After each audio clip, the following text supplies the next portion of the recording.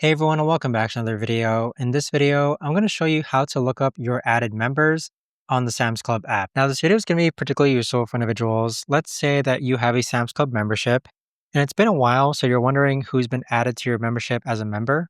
How do you actually go ahead and search your added members on the Sam's Club app? Now, this video is going to be short, sweet, and simple, guys. There's not going to be a lot of steps involved.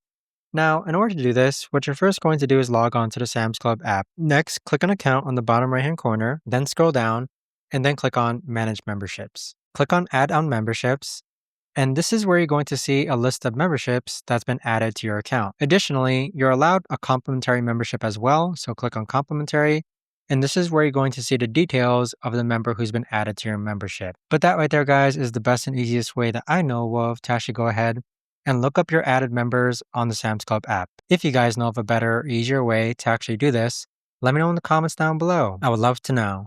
Thanks so much for watching, everyone, and I'll see you guys all in the next video.